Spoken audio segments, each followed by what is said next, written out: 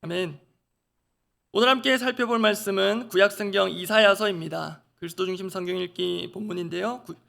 이사야 58장 3절에서 12절 말씀 함께 보겠습니다.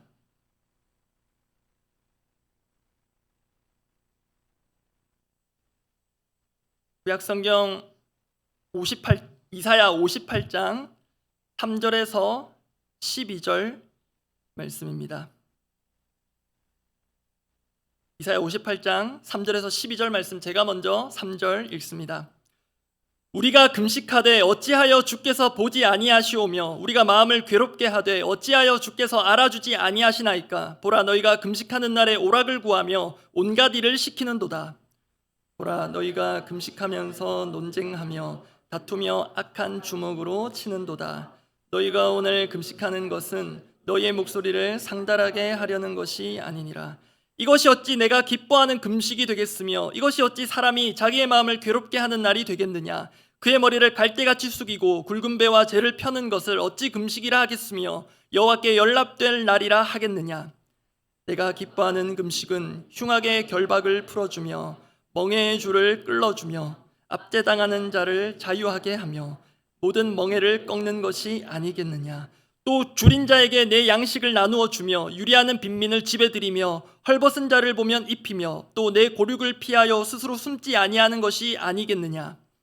그리하면 내 빛이 새벽같이 비칠 것이며 내 치유가 급속할 것이며 내 공의가 내 앞에 행하고 여호와의 영광이 내 뒤에 호위하리니 내가 부를 때에는 나 여호와가 응답하겠고 내가 부르짖을 때에는 내가 여기 있다 하리라. 만일 내가 너희 중에서 멍에와 손가락질과 허망한 말을 제하여 버리고 줄인 자에게 내 심정이 동하며 괴로워하는 자의 심정을 만족하게 하면 내 빛이 흑암 중에서 떠올라 내 어둠이 낮과 같이 될 것이며 여호와가 너를 항상 인도하여 메마른 곳에서도 내 영혼을 만족하게 하며 내 뼈를 견고하게 하리니 너는 물된 동산 같겠고 물이 끊어지지 아니하는 샘 같을 것이라. 내게서 날 자들이 오래 황폐된 곳들을 다시 세울 것이며 너는 역대에 파괴된 기초를 쌓으리니 너를 걸어 무너진 데를 보수하는 자라 할 것이며 길을 수축하여 거할 곳이 되게 하는 자라 하리라.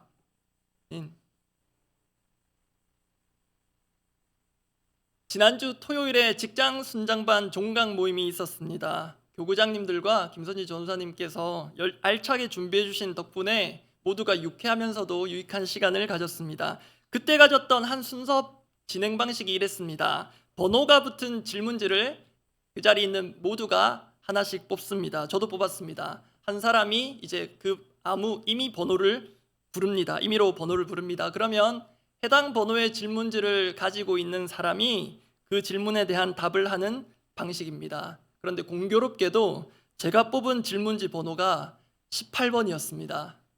번호의 어감상 불리지 않을 것 같았습니다. 제가 뽑은 질문지의 질문이 이랬습니다. 만약 초능력을 가질 수 있다면 어떤 초능력을 갖고 싶은가요? 이유는 질문이 현실성이 없어 보여가지고 답이라도 현실적으로 생각해 보았습니다. 혹시 내가 이미 갖고 있는 초능력이 있지는 않을까? 생각해 보니 제게 초능력이 하나 있었습니다. 여러분 보실 때 배동영 목사가 가진 초능력이 무엇인 것 같습니까? 힌트를 드리면 먹는 것과 관련이 있습니다. 제가 가진 초능력은 아무리 먹어도 살이 찌지 않는 초능력이었습니다. 제가 이번 기회에 초능력의 사전상의 정의를 찾아보았는데요. 정상적인 사람의 능력을 뛰어넘는 능력. 그래서 이 정의대로면 지금 이 자리에 계신 누구나 초능력 하나쯤은 있으실 것 같습니다.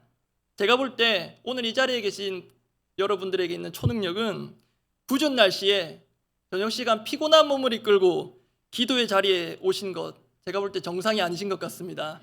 오늘 우리에게 하나님께서 기도할 능력이자 기도의 능력을 주시기를 원합니다.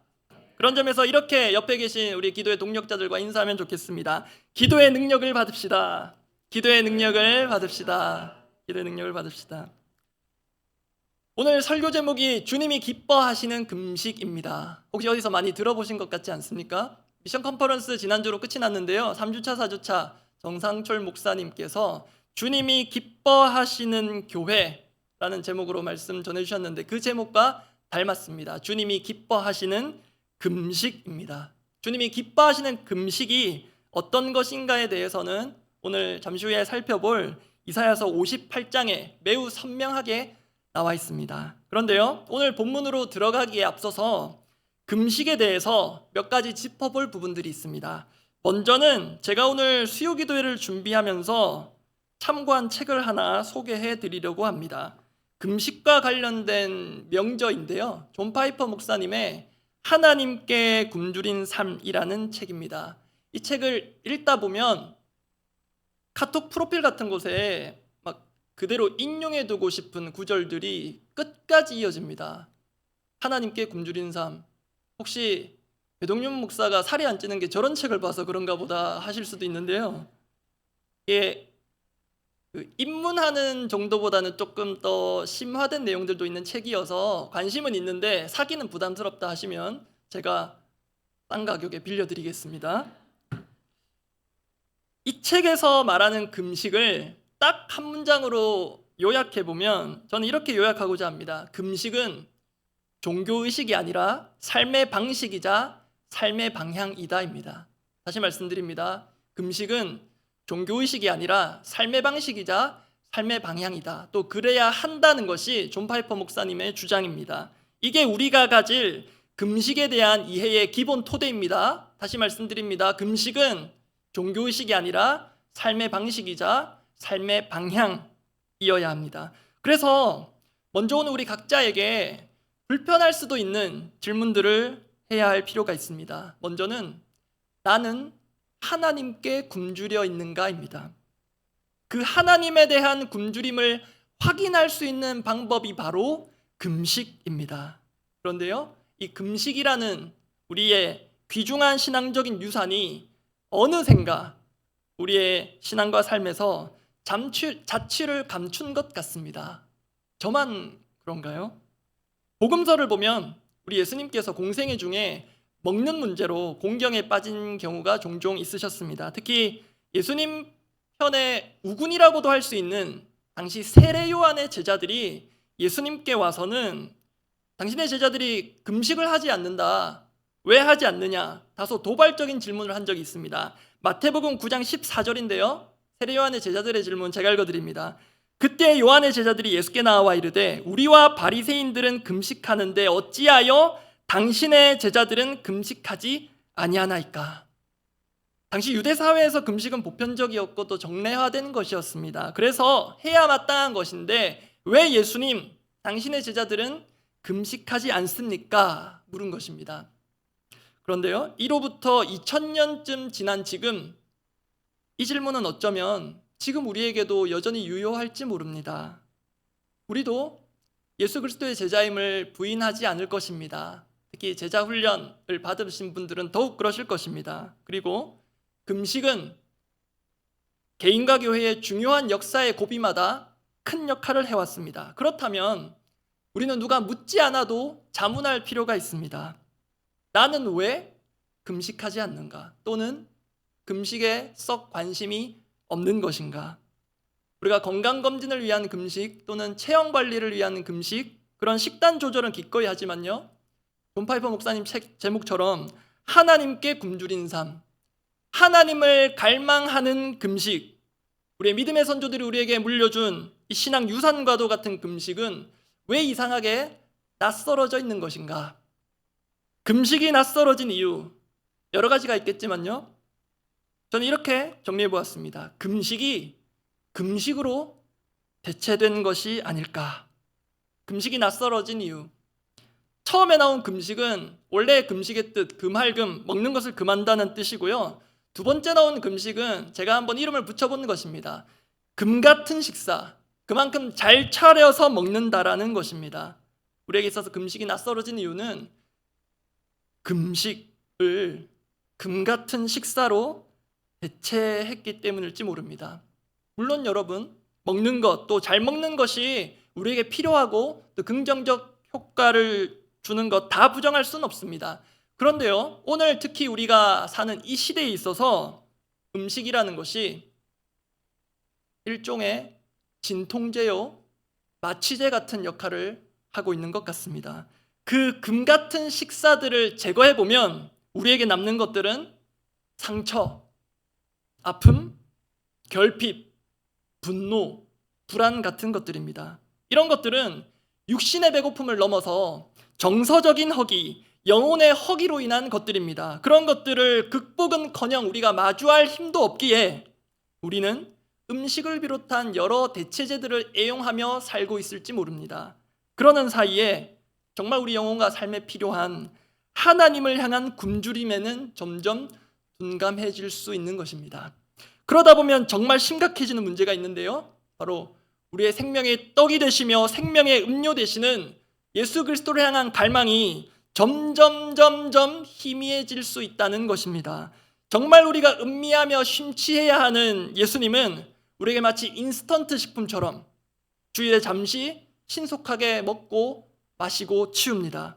그렇게 주님과는 가볍고 얕은 수준의 교제에 그치고요. 그 대신 우리의 현실적인 욕구와 욕망을 채워주는 것들은 일주일 내내 은밀히 탐닉하고 꾸준하게 추구하고 급기야 열렬히 숭배하게 됩니다.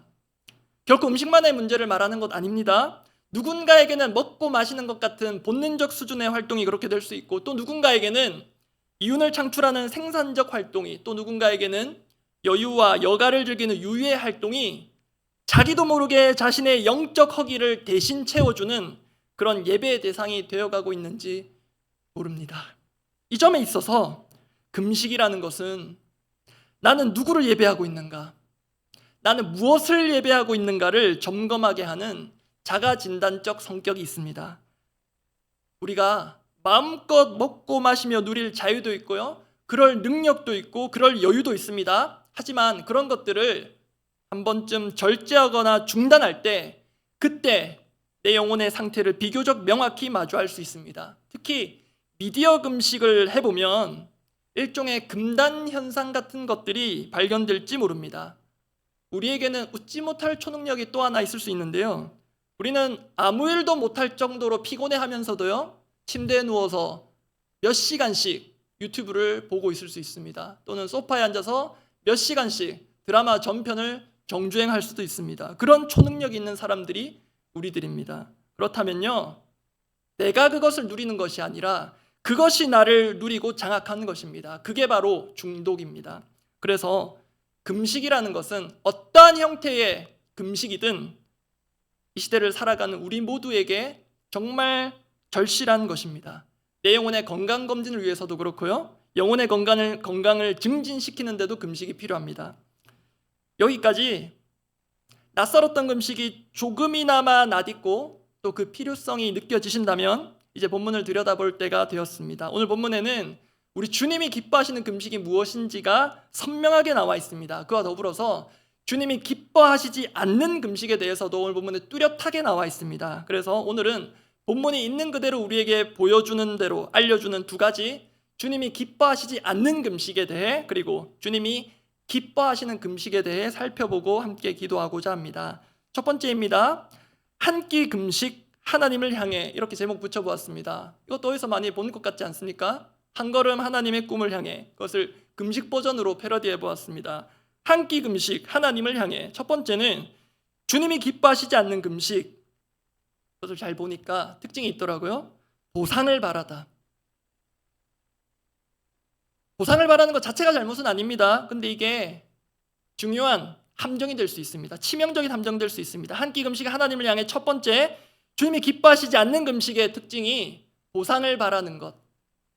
금식은요, 분명 우리 모두의 귀한 신앙의 유산이자 신앙의 무기이기도 합니다. 그러나 금식은 오용될 수 있는 위험이 있습니다. 오늘 본문에서 하나님은 자신이 기뻐할 수 없는 금식에 대해 말씀하십니다. 오늘 본문을 5절부터 3절까지 한 절씩 역순으로 한번 확인해 보겠습니다. 먼저 5절입니다. 이사야 58장 5절 제가 읽어드립니다. 하나님의 말씀입니다. 이것이 어찌 내가 기뻐하는 금식이 되겠으며 이것이 어찌 사람이 자기의 마음을 괴롭게 하는 날이 되겠느냐. 그의 머리를 갈대같이 숙이고 굵은 배와 재를 펴는 것을 어찌 금식이라 하겠으며 여호와께 연락될 날이라 하겠느냐. 우선 지금 5절에서 하나님께서 분명하게 말씀하셨습니다. 내가 기뻐하지 않는 금식이라는 게 있다.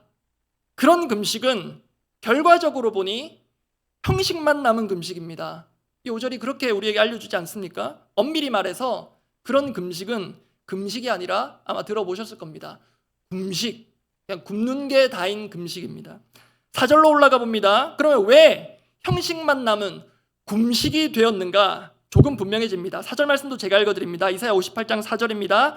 보라, 너희가 금식하면서 논쟁하며 다투며 악한 주먹으로 치는도다. 너희가 오늘 금식하는 것은 너희의 목소리를 상달하게 하려는 것이 아니니라. 구약에서 금식은 보통 회개를 동반합니다. 그런데 4절에서 볼 수 있는 이 금식하는 자의 삶이라는 것이 썩 바람직해 보이지가 않습니다. 금식이 종교의식 그 이상도 그 이하도 아닌 게 되어버린 것입니다. 그래서 이 4절 역시 형식만 남아버린 금식의 실체를 보여준다 할 수 있겠습니다. 이제 끝으로 3절로 한 번 더 거슬러 올라갑니다. 여기에 주님이 기뻐하시지 않는 금식의 뿌리라고 할 만한 것이 담겨 있습니다. 이사야 58장 3절 말씀은 다 함께 읽어보겠습니다. 우리가 금식하되 어찌하여 주께서 보지 아니하시오며 우리가 마음을 괴롭게 하되 어찌하여 주께서 알아주지 아니하시나이까. 보라, 너희가 금식하는 날에 오락을 구하며 온갖 일을 시키는도다. 지금 금식하는 사람 입장에서의 항변과도 같은 구절이 담겨 있었습니다. 뭔가 나름 하긴 했습니다. 그런데 하나님은 기뻐 받으시기 어려운 금식이 되어버렸습니다. 그렇게 된 근본 지점을 보니까 금식의 동기가 순수하지 않습니다. 처음부터 보이기를 바라고 알아주기를 바랬습니다. 나아가서 그 금식으로 뭔가를 얻어내고자 했습니다. 그렇게 하나님께로부터 자신의 공로를 인정받고 그 보상으로 무언가를 얻어내고자 하는 수단으로 금식을 사용한다면 하나님은 그 금식을 기쁘시게 받지 못하십니다. 이것이 오용된 금식으로 초래된 결과이자 그 사람이 자초한 결과입니다. 제가 어릴 적에, 절대 제 자랑이 아닙니다, 제가 어릴 적에 방학이 되면 저희 어머니를 위해서 자발적으로 설거지를 하기 시작한 때가 있었습니다.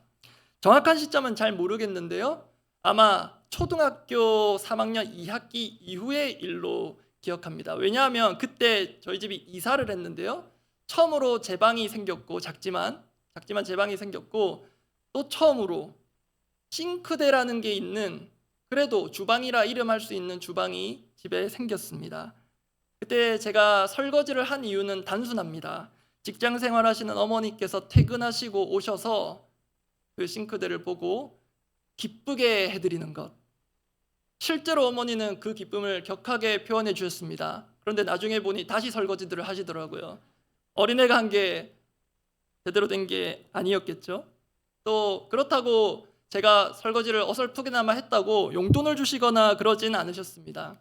그런데 만약의 가정입니다.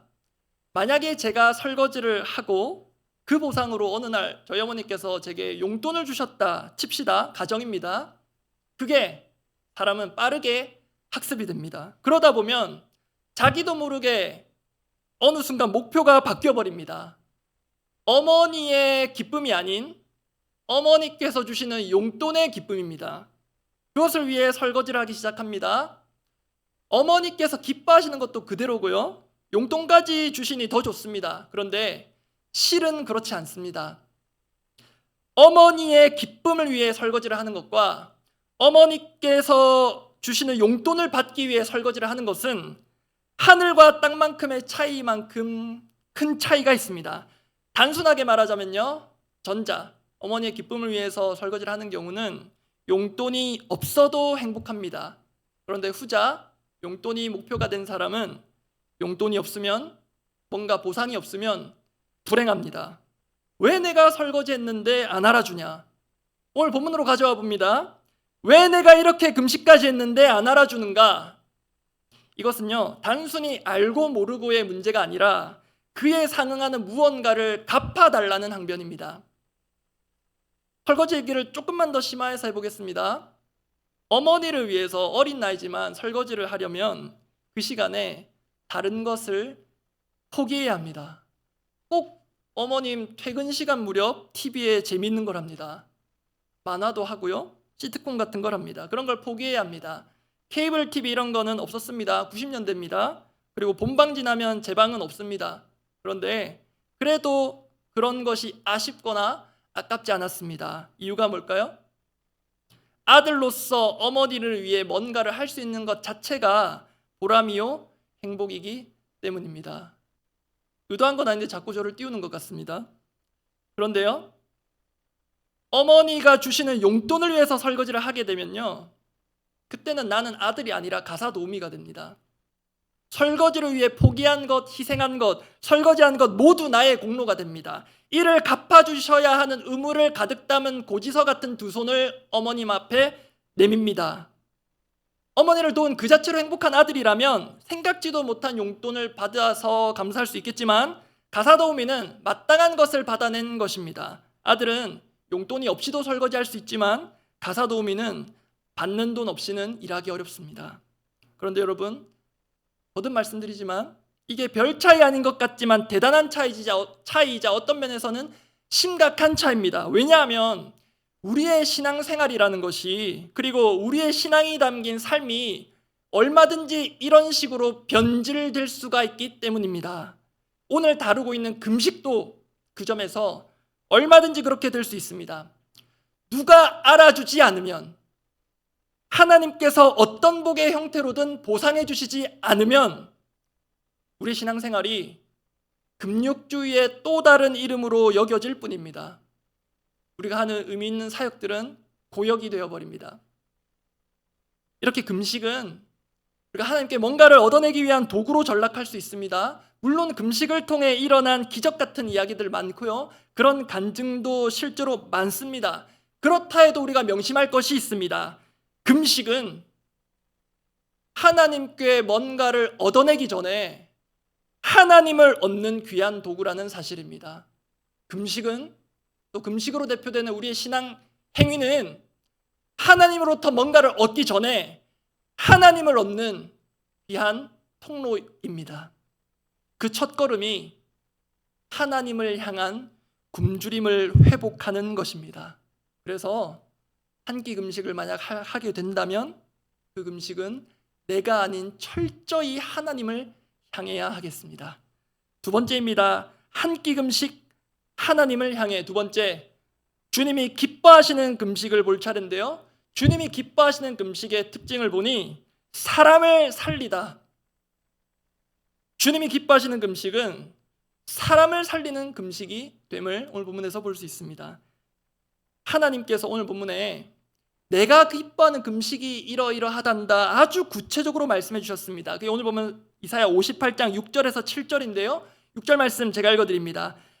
내가 기뻐하는 금식은 흉악의 결박을 풀어주며 멍에의 줄을 끌어주며 압제당하는 자를 자유하게 하며 모든 멍에를 꺾는 것이 아니겠느냐. 또 줄인 자에게 내 양식을 나누어 주며 유리하는 빈민을 집에 들이며 헐벗은 자를 보면 입히며 또 내 골육을 피하여 스스로 숨지 아니하는 것이 아니겠느냐. 그런데 말씀을 잘 보면요, 분명히 하나님께서 내가 기뻐하는 금식은 하시면서 분명하게 말씀해 주셨는데요, 뭔가 논리상 앞뒤가 안 맞는 것처럼 보이지 않으십니까? 내가 기뻐하는 금식이 이렇다. 그래서 주님이 기뻐하는 금식이 무엇인지 보니 금식 자체를 어떻게 하는지에 대한 how to, 매뉴얼이 아닙니다.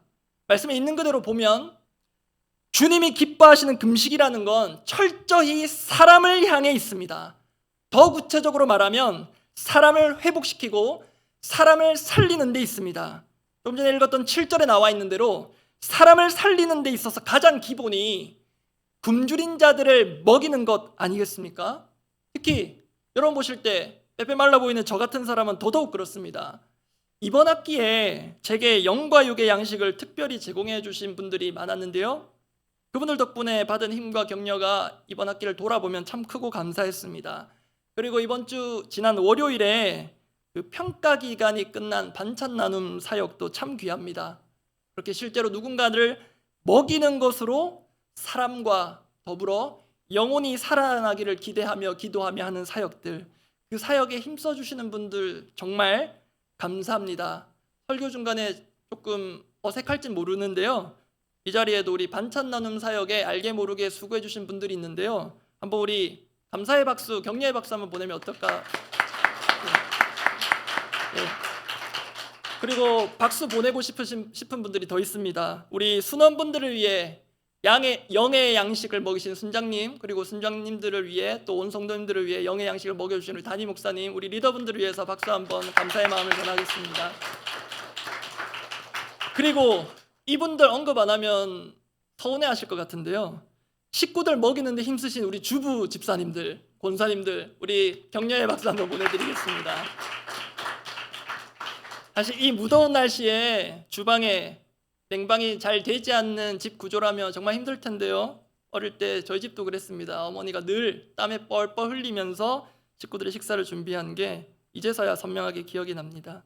그런 귀한 사역, 누군가를 먹임으로써 그분들의 영혼까지 세우는 그런 사역을 하시는 분들 참 귀하고 감사합니다. 그런데요, 오늘 본문에서 알게 되는 금식의 역설이 있습니다.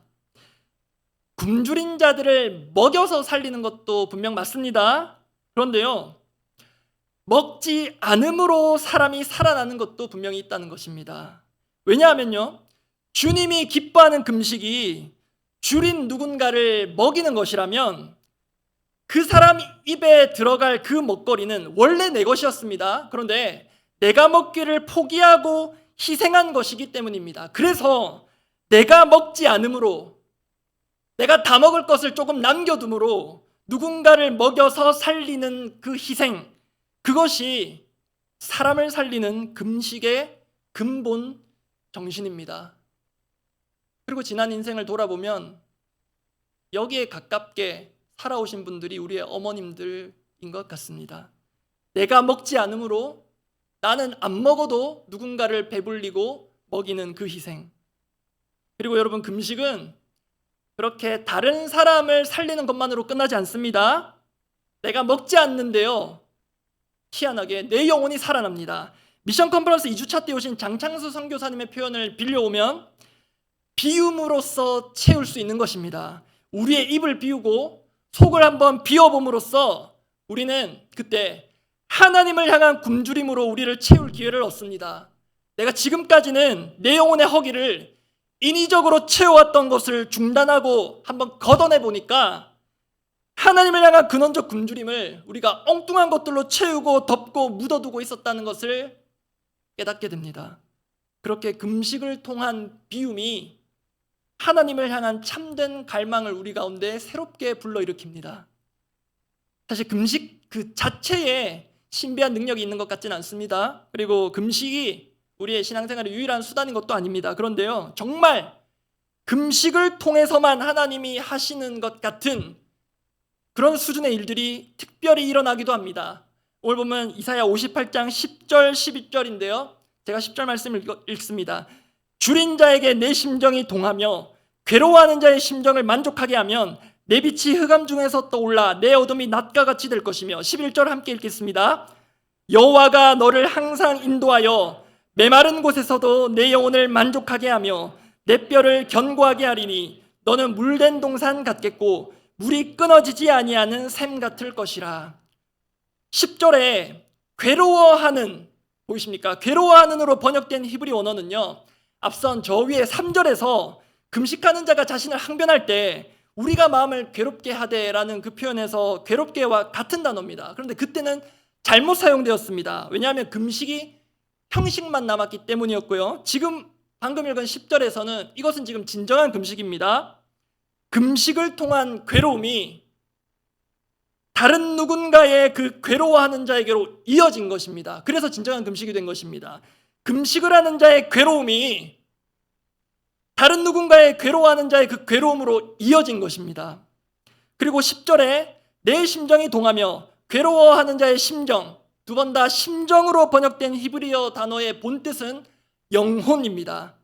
정말 그 고통 가운데 있는 영혼들을 향해 내 영혼이 반응하고 그들의 영혼을 깊이 살피고 공감하고 도울 때, 좀 더 와닿게 말씀드리면 나의 배고픔을 가지고 다른 이의 배고픔을 채울 때, 나는 지금 배가 불러서 그들의 배고픔을 채우는 것이 아니라 나도 지금 배고프고 그러다 보니 그들의 배고픔이 내 배고픔인 것처럼 느껴지고 그렇게 그들의 배고픔을 채울 때 그때 사람 수준을 넘어서 하나님만이 진정으로 하실 수 있는 영혼 구원의 역사가 일어난다는 것입니다. 11절 말씀 제가 읽어드립니다. 여호와가 너를 항상 인도하여 메마른 곳에서도 내 영혼을 만족하게 하며 내 뼈를 견고하게 하리니 너는 물된 동산 같겠고 물이 끊어지지 아니하는 샘 같을 것이라. 이렇게 샘솟듯 솟아나는 은혜의 샘을 끌어올릴 수 있는 마중물이 될 수 있는 것이 바로 금식입니다. 성경에서 금식은 중요한 지점마다 등장합니다. 여러 곳이 있는데요. 단적인 예로 우리 예수님 공생애 시작하시면서 며칠 금식하셨습니까? 40일 금식하셨습니다. 그 상태에서 원수 사단마귀가 3번의 시험을 걸어왔는데요. 그 첫 번째가 바로 먹는 것에 관한 것이었습니다. 돌을 떡으로 만들어라. 여러분 이 사실이 매우 의미심장합니다. 왜냐하면 사단이 첫 인류 아담과 하와를 걸고 넘어진 것 역시 먹는 문제였기 때문입니다. 예수님은 말씀으로 이기셨지만 아담은 거기에 걸려 넘어졌습니다. 그런데 참 묘한 것이 있는데요. 아담의 범죄로 타락한 우리의 구원도 결국 먹는 문제라는 것입니다. 예수님은 우리를 살리기 위한 양식과 음료로서 자신을 내어주셨습니다. 요한복음 6장 55절부터 57절 말씀인데요. 제가 읽어드립니다. 내 살은 참된 양식이요 내 피는 참된 음료로다. 내 살을 먹고 내 피를 마시는 자는 내 안에 거하고 나도 그의 안에 거하나니. 57절을 함께 읽어보겠습니다. 살아계신 아버지께서 나를 보내심에 내가 아버지로 말미암아 사는 것 같이 나를 먹는 그 사람도 나로 말미암아 살리라. 나를 먹는 그 사람도 나로 말미암아 살리라. 제가 설교 초두에 우리에게 금식이 낯설어진 이유로 금할 금자의 그 금식이 금 같은 식사로 대체되었기 때문일 수 있다 말씀드렸습니다. 그런데 사실 우리 그리스도의 십자가 은혜로 구원받은 하나님 백성들의 참된 금할금 그 금식은요, 그 출발은 우리 주 예수 그리스도께서 친히 자신의 온몸으로 차려주신 최고의 밥상, 정금보다도 귀한 그 금 같은 식사, 그것이 우리가 할 금식의 출발점입니다. 그 정금과도 같은 식사, 정금에 비할 수 없는 귀한 그 온몸을 우리에게 내어주신 그 금 같은 식사, 그 신령한 식사를 맛본 자는 자신도 살아났기에 누군가를 살리는 금식, 금할금의 금식이 가능해집니다. 그 주님을 은혜 가운데 받아먹은 자들로서 주님이 기뻐하시는 금식에 한 걸음, 한 끼 정도 기쁨으로 동참해보는 더사랑교회 되기를 바랍니다. 우리 먼저 잠잠히 함께 기도하겠습니다.